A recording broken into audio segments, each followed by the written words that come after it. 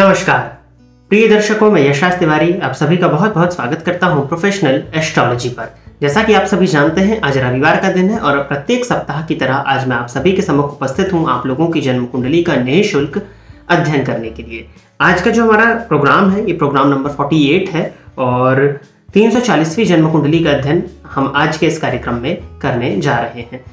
उसके पहले भी कार्यक्रम की शुरुआत होने से पहले आप सभी YouTube के दर्शकों को हिंदू नववर्ष की हार्दिक शुभकामनाएं। विक्रम संवत 2079 हम सभी के लिए मंगलमय हो, ऐसी मैं कामना करता हूं। साथ ही साथ नवरात्रि का पर्व चल रहा है, तो आप सभी लोग देवी माँ की आराधना तो कर ही रहे होंगे। इस समय पर प्रत्येक गृहस्थ आश्रमी को चाहिए कि दुर्गा चालीसा, सिद्ध कुंजिका स्तोत्र या अर्गला स्तोत्र, इन तीनों में से किसी भी एक चीज का पाठ को नियमित रूप से नवरात्रि के 9 दिनों में करें। अब बिना विलंब किए हम अपने इस कार्यक्रम को शुरुआत करते हैं। उसके भी पहले वो नए दर्शक जो इस कार्यक्रम को आज पहली बार देख रहे हैं, और अगर आप चाहते हैं कि आपकी जन्म कुंडली का अध्ययन मेरे द्वारा इस निःशुल्क कार्यक्रम में किया जाए, तो आप अपनी डिटेल्स जैसे कि आपका नाम, आप अपने जन्म की तिथि, आप अपने जन्म का समय और आप अपने जन्म का स्थान, ये चारों ही चीजें किसी भी एक स्पेसिफिक प्रश्न के साथ में इस वीडियो के कमेंट सेक्शन में दे दीजिए। आपके कमेंट्स देने के बाद में जब आप कमेंट देते हैं, उससे 2 महीने के बाद में आपकी जन्म कुंडली का अध्ययन मेरे द्वारा इस निःशुल्क कार्यक्रम में वीडियो के माध्यम से किया जाएगा। अपनी डिटेल्स को देने के बाद में कृपया करके धैर्य का परिचय दीजिए, क्योंकि आपके कमेंट्स देने के पहले भी जिन्होंने कमेंट्स दिया है उनकी जन्म कुंडली का चयन यहाँ पर हो रहा है। साथ ही साथ अभी मैं देख रहा था, या हो सकता है जो कमेंट्स करते हैं वो भी देखते हों, कि लोग जो शिकायत के मैसेजेस भेज रहे हैं कि हमारा नहीं हो रहा, हमारा नहीं हो रहा। तो ये जो कार्यक्रम बनता चला आ रहा है, इसमें क्या मैं अपनी जन्म कुंडली देख रहा हूँ?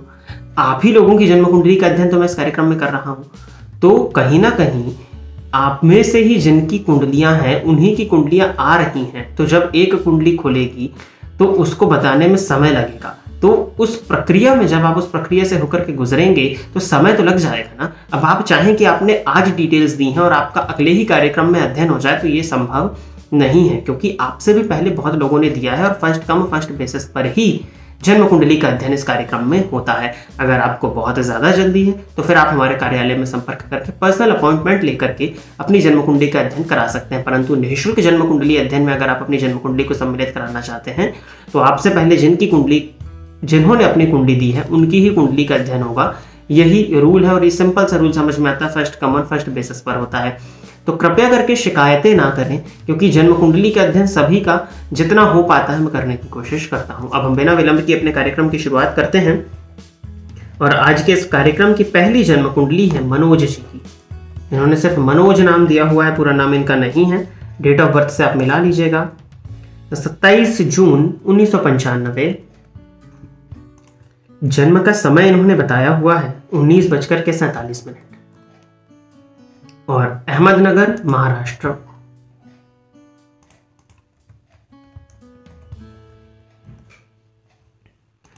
अच्छा, वो दर्शक जो जन्म कुंडली का अध्ययन करना सीखना चाहते हैं या इस चैनल के साथ में जुड़े थे कि आपको ज्योतिष से संबंधित जानकारी मिले, या आप जन्म कुंडली में फलकथन करना सीखना चाहते हैं, तो जिस तरह से मैं जन्म कुंडली को देख रहा हूँ, पहले मैं डिटेल्स बता देता हूँ, कुंडली प्रिपेयर करता हूँ, उसके बाद मैं व्यक्ति का प्रश्न बता देता हूँ। तो आप भी जन्म कुंडली को प्रिपेयर करिए, आप भी प्रश्न को सुन करके उसका जवाब ढूंढने की कोशिश करिए, और फिर इसको आप टैली कर लीजिएगा जब मैं बताता हूँ। तो एक ऑप्शन तो ये है, या आप भी जन्म कुंडली को खोलिए कि किन किन पॉइंट्स को मैं देख रहा हूँ उनको भी अगर आप देखेंगे तो भी आपको फलकथन करने में बहुत ज्यादा मदद मिल जाएगी।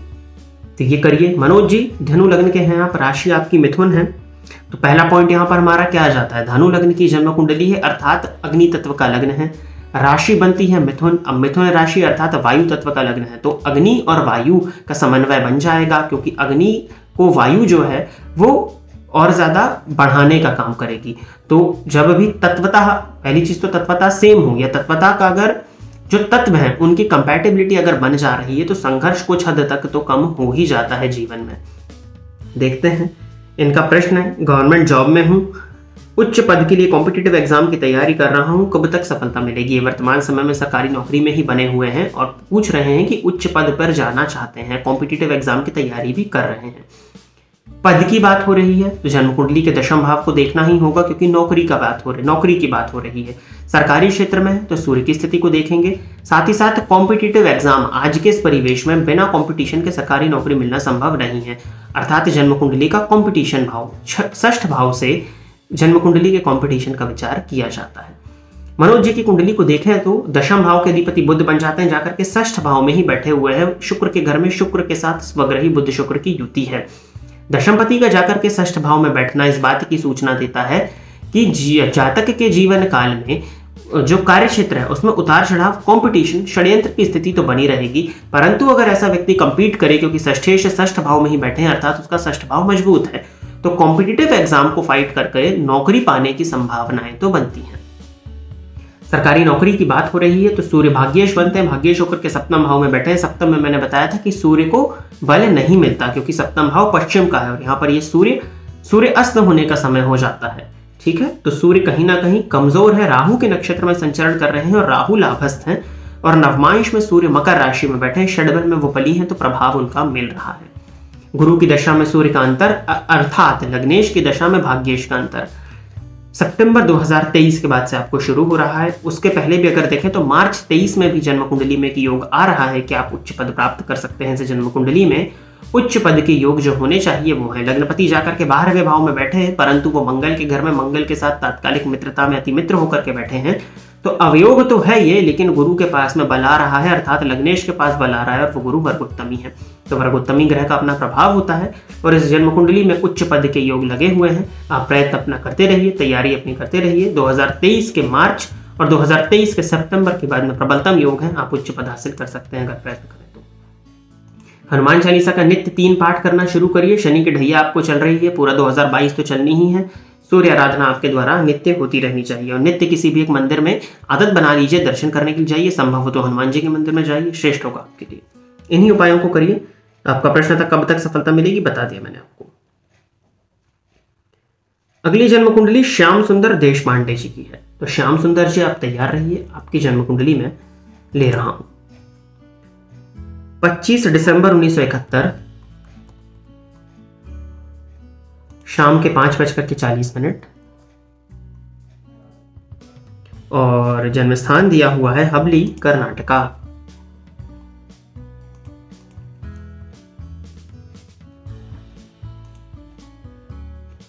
श्याम सुंदर जी मिथुन लग्न के हैं आप, राशि आपकी मीन बन जाती है।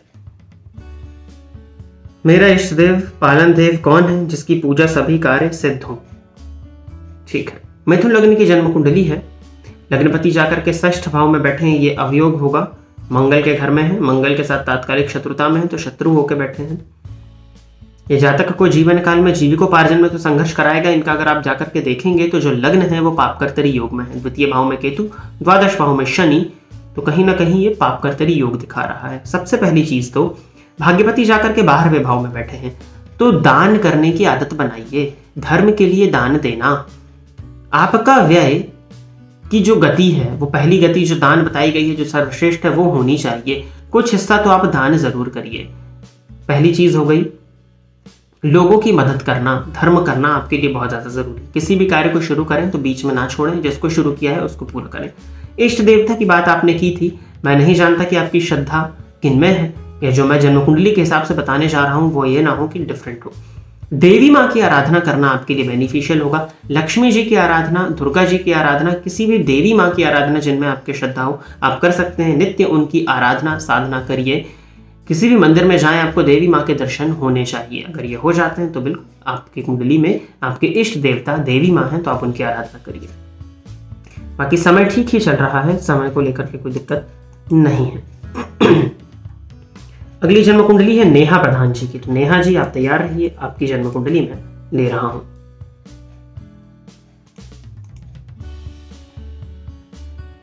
उनतीस अक्टूबर 1984 21:45 जन्म का समय है,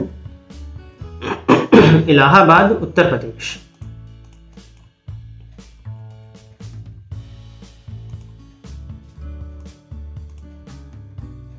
नेहा जी भी मिथुन लग्न की हैं, राशि आपकी धनु बनती है। इनका प्रश्न है मैरिज कब तक होगी। आपकी जन्म कुंडली के सप्तम भाव के अधिपति गुरु सप्तम भाव में ही बैठे हैं, और षष्ठपति मंगल भी जाकर के सप्तम भाव में, आप जन्म लग्न और चंद्र लग्न दोनों से मांग लेखें अथवा आपका जब भी विवाह हो जन्म कुंडली का बाकायदा मिलान करके ही आपका विवाह होना चाहिए। जन्म कुंडली के सप्तम भाव में मंगल का होना और शनि की दृष्टि से दृष्ट हो जाना कहीं ना कहीं परेशानी का कारण बनेगा।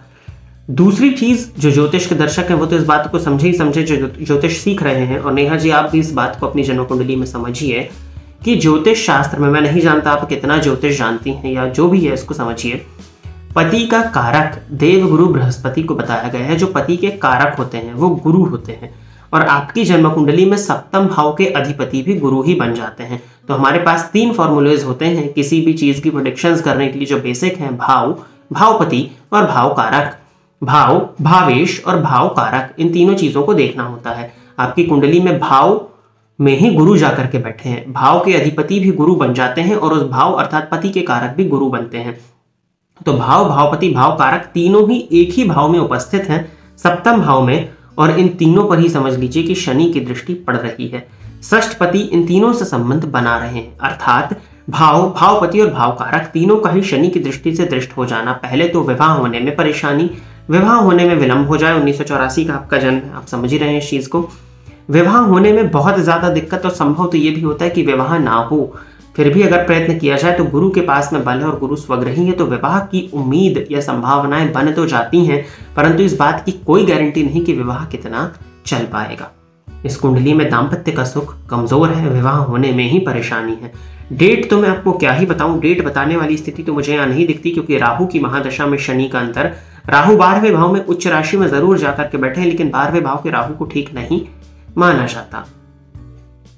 हालांकि 12वें भाव के अधिपति से वो दृष्ट है, लेकिन राहु में शनि का अंतर मैं समझता हूँ 6, 8वें बैठे हैं, अभी समय तो ठीक नहीं है, और विवाह होने की संभावनाएं भी मुझे कहीं से नहीं दिखती।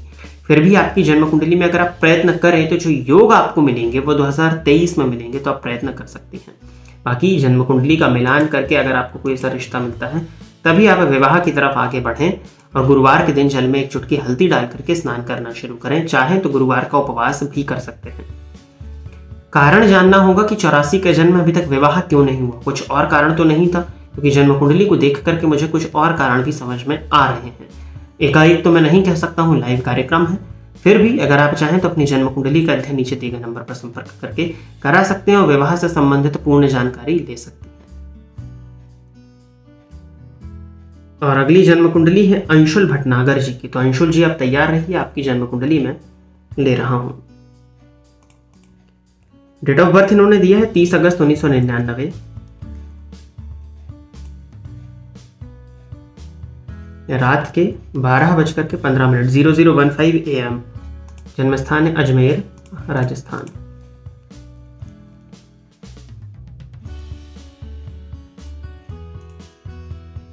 अंशुल जी वृषभ लग्न के हैं आप, राशि आपकी मीन बनती है। प्रश्न आपने दिया है मेडिकल फील्ड में गवर्नमेंट जॉब लगेगी क्या और कब।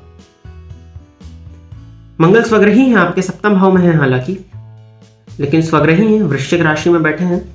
रोचक नामक महापुरुष योग लगाते हुए षडबल में अगर देखा जाए तो रात का आपका जन्म है, तो मुझे लगता है कि बल मंगल को मिल रहा है। शुक्र के पास भी अच्छा बल है आपकी जन्म कुंडली में। बात आती है सरकारी क्षेत्र, तो सूर्य भी आपकी कुंडली में स्वग्रही नवमांश में लग्न में है।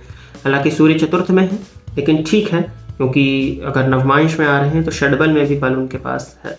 इस कुंडली में योग तो है, वृषभ लग्न है आपका। मुझे लगता है कि अगर आप प्रयत्न करें तो 2022 से 2023 में संभावनाएं अच्छी हैं कि आप सरकारी क्षेत्र में एडमिशन मेडिकल की लाइन में ले सकते हैं। जन्म कुंडली तैयार है, बस हनुमान जी की आराधना करिए, किसी उपाय की जरूरत नहीं। और एक और जन्म कुंडली ले लेते हैं। अरे वाह, ब्रॉक लेसनर नाम से अकाउंट है, ब्रजराज जी की जन्म कुंडली है ये। तो ये ब्रॉक लेसनर नाम से आईडी होगी इनकी, वही मुझे लगा कि ब्रॉक लेसनर नाम से कमेंट है। 2 मार्च 1991 जन्म का समय इन्होंने दिया हुआ है सुबह के 6:50। जन्म स्थान है भरतपुर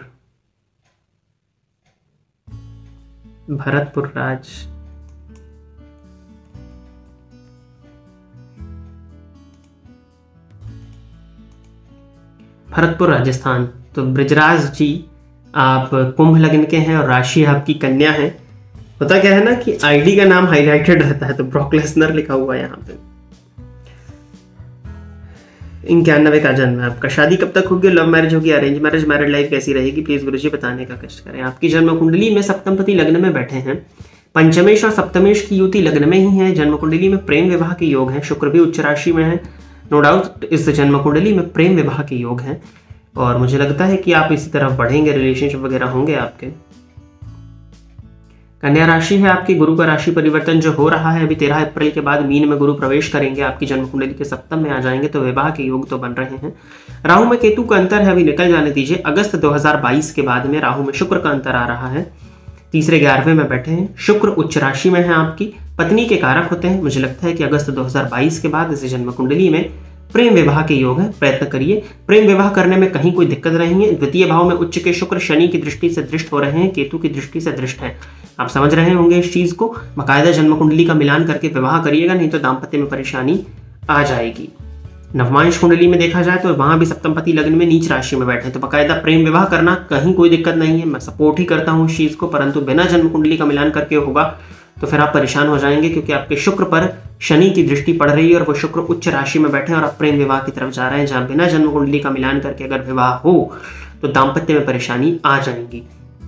उपाय, किसी प्रकार के उपाय की जरूरत है नहीं।